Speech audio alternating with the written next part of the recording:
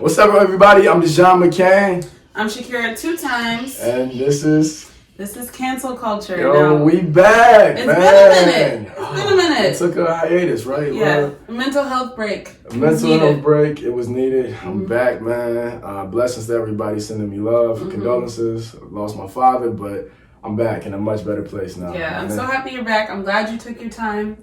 You took that mental health. I feel like enough black men don't do that, so I'm glad that you did it. Thank you, and shout out to you, man. Shout out to Shakirah 2 times. She's been with me through this whole process and uplifted me in a spiritual way, and I'm grateful, so man. Friends are for we're besties now, y'all. Yeah, John slipped and called me his bestie a couple weeks ago. I said, okay, bro. I had a couple shots of tequila, if that means anything, people. But let's get right into it. We have a very heavy episode. It's a lot going on. The topic is Daunte Wright. And without further ado, let's dive into it. Shaq, bless us with the facts. All right, so as most of you know, a young man was pulled over for a traffic violation in Brooklyn Park, Minnesota, where we are from. When he was pulled over, they had found a warrant. Let me rewind, I'm sorry. A young man was pulled over for a traffic violation. He had his air freshener hanging from his rearview mirror. That was the reason he was pulled over, because allegedly it's illegal in the state of Minnesota. When he was pulled over, the police found that he had a warrant.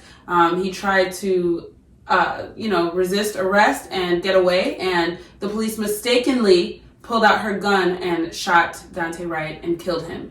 How do you mistakenly mistake a Glock for a taser? I wish I had my taser on me. It's in the car. Yeah, but just know it's not the same. It doesn't make any sense, but I'll let you proceed. No. So that's basically it.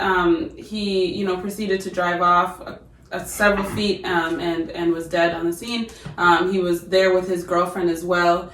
And the last phone call he had made before all this happened was to his mother. This young man was 20 years old. 20 years old. Brooklyn Park, was it? Brooklyn Center. It's just a tragedy. And then I'm hearing, I don't know if this is confirmed, allegedly though, they pulled him over because he had the thing hanging in his mirror, an air freshener hanging in his mirror. And I know you're not supposed to do that, but this shouldn't result in the death of a 20-year-old unarmed African-American man. So the topic of the day, y'all, the question of the day is, should we abolish the police? I'll just start by sharing my experience. I used to hear people starting over the summer with George Floyd. I used to hear people saying all the time, let's abolish the police, abolish them. And I'll be like, nah, we should defund them because we need safety, we need protection. But then I'm looking now, and it's the people who are supposed to be protecting us and serving us or sending us, to the graveyard or doing time. So personally, I feel like we should abolish the police. Now, what that means, it doesn't mean a system without having any sort of police. But this current system that we have now, I don't see how it's possible to reform a broken system. I don't think it's possible at all, because even if we were to get rid of all of the old people, right, all of the people who are, have are racist as fuck, got all these things going on that are in the positions of power now. Even if we got rid of all of them, the new age of them we're still trained and still under the police protocol. So I don't see how reforming a system that we've been screaming should be, reformed. Oh, excuse me.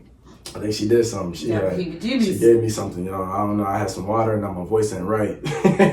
But I don't think reforming a broken system would change anything at all. So I'm advocating for the abolishment of the police department as an entity completely from the United States. I think we need something different. What that looks like, I have no idea.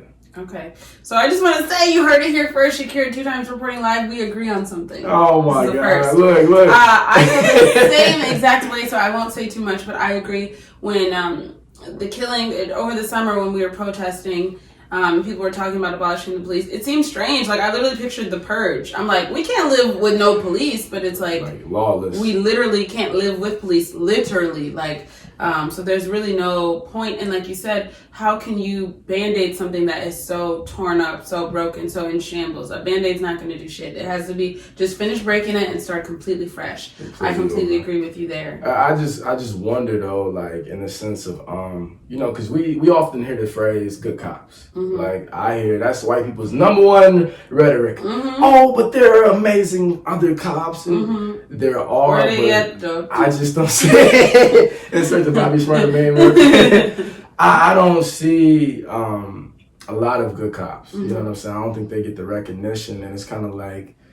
It's tough because they have families and they have people to protect as well. But it's like, I don't know, should we, Shaq, even, should they be excluded from the rest of the pack? Like, you know what I'm saying? But here's the thing, Dijon. There are good cops, of course. Just like there are good white people. But white people have systemically oppressed us for hundreds and hundreds of years. There's always going to be bad apples, but if those bad apples are doing enough harm, there's nothing to talk about. There's nothing to talk about. I mean, if a cop is good enough, a good cop will know that they need to abolish and reform the police. Yeah, I feel like they should, I don't know if this is happening now, but I feel like good cops should, go on their own, go on their own and create their own kind of policing where it's like, they're actually serving and protecting people because this isn't working at all. And if I was a police officer, I cannot be a part of a corrupt system and still be trying to advocate for the health of people. It just doesn't. Those two can't coincide at all. Yeah, I struggle with it too. I have some friends. I have a specific friend who is a black female police officer in St. Louis Park. Okay.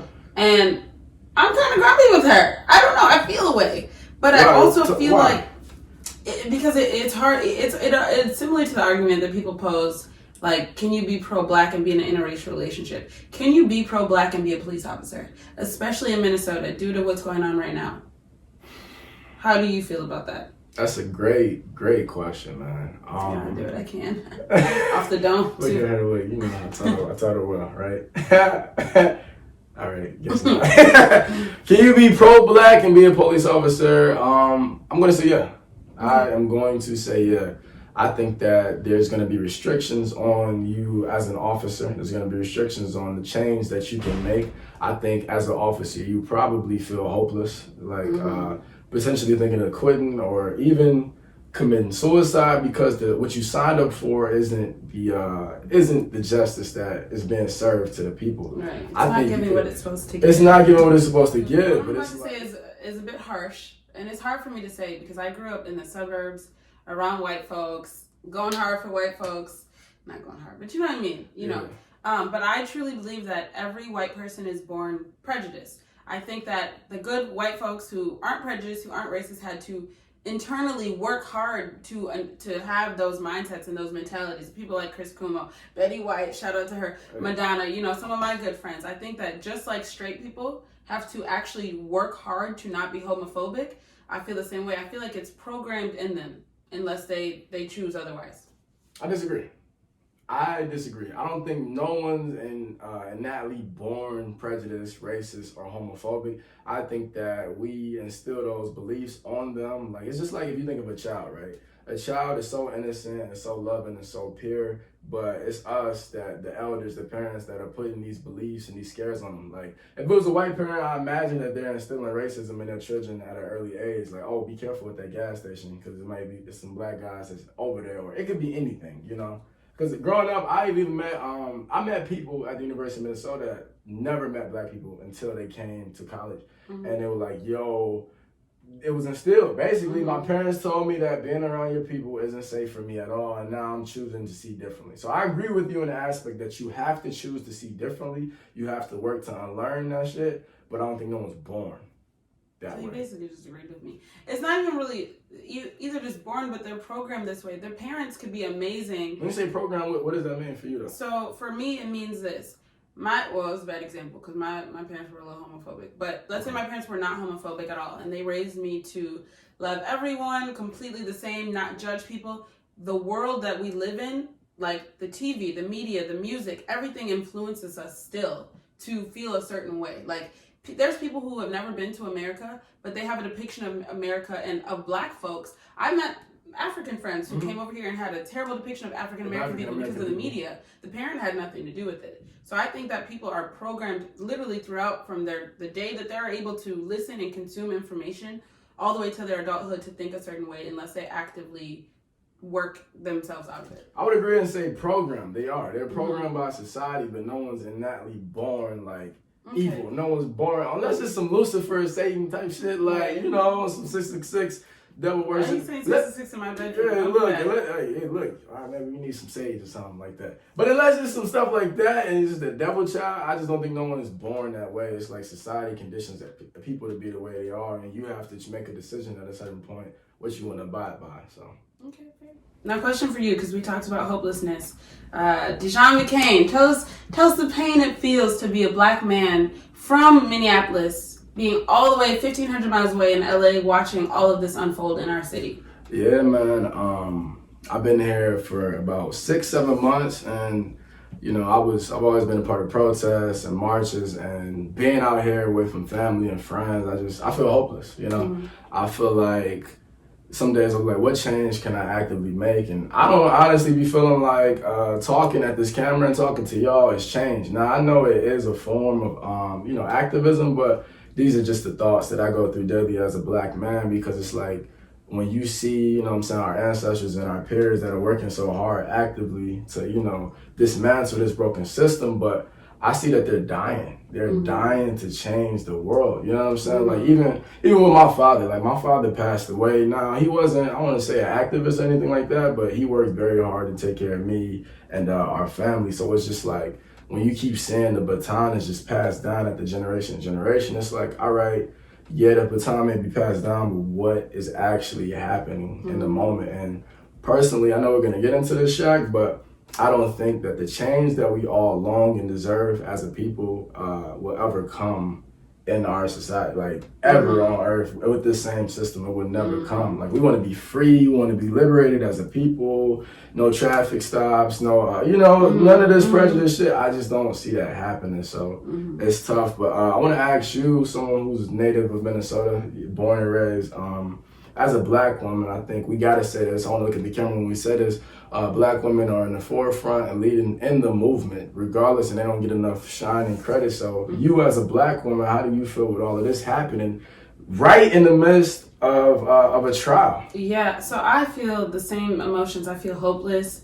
I find myself like stressing, worrying about the black men that I love that live in Minnesota, whether it's, people that I truly care about, people I went to college with, people I went to high school with, like just stressed. And the trial is just kind of the icing on the cake, like you said. It's just, there's so much going on.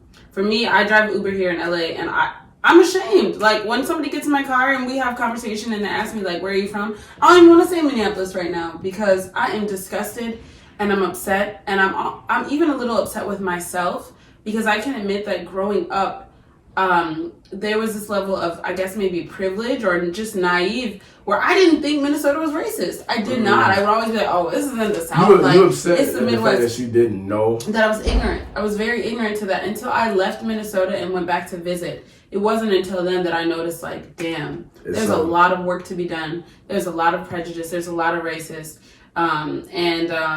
It just breaks my heart. It's really sad, and I'm very nervous about the outcomes of this trial. And I know we'll get into that next week. But I am too, man. And I just feel like to the people that are saying like looting and burning shit on fire, that shouldn't be the focus. That should not be the focus at all. That people are looting, that people are burning stuff. Because if you've been told for so long to be calm, you've been told for so long that this isn't the right way to be angry. It's like over a time you're gonna fucking just explode. And we're getting killed for being calm. And being peaceful. We are. What the fuck? Might as well go to the fight. We have peaceful protests, man. They're sending, authorities to shoot rubber bullets at people and shit. Might as well go out with a fight at this point. And I don't condone violence in any way, but it's like, what the fuck?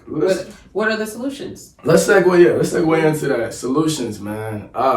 What are... I said earlier, I don't think there aren't any solutions that will peacefully get us where we want to be. There is no peaceful solution for black activism as a whole.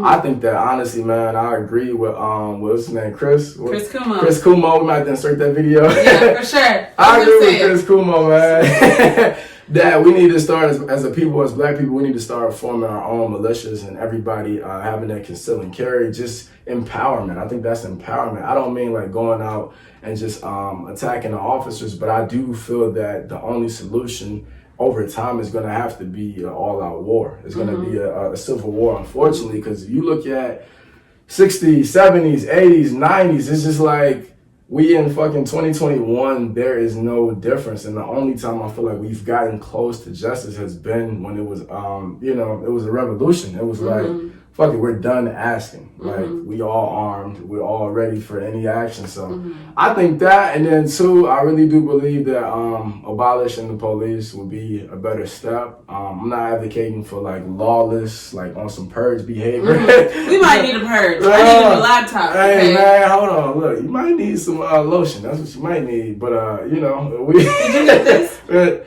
Y'all see that? See, we were fine at first. We were fine for a minute. But I think those are the solutions, honestly, and it's not nothing that's healthy. I know people are saying incremental change, like small things, but I'm talking about the root cause. If I step outside of this house and I'm in my car and I'm policed by an officer, I can be killed. So what do you think, though, Shaq? I agree with you. I don't think there's going to be any quick change. I don't think in my lifetime I'll live to see a different world, to be honest with you.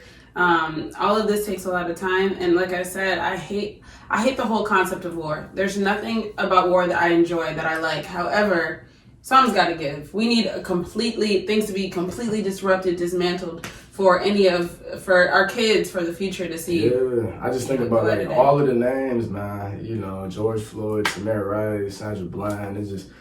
It keeps going. It just keeps going, and I just hope that we remember those people. You know, we remember, we honor them, and it doesn't have to be more. And I know we say that all the time, but it's just it's exhausting. Yeah, it's super exhausting. And for anybody who's watching this, whether you're from Minnesota, LA, Arkansas, shoot, I don't care.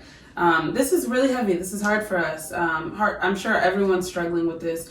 It hits closer to home, literally, for us, because so much is going on in our state.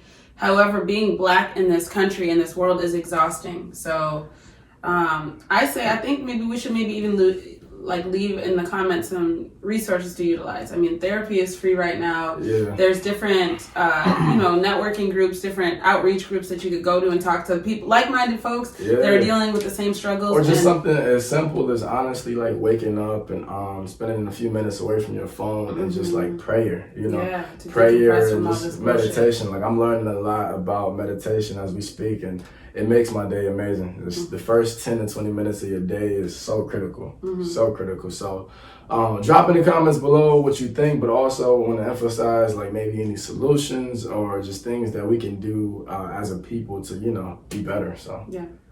All right. Thanks, guys.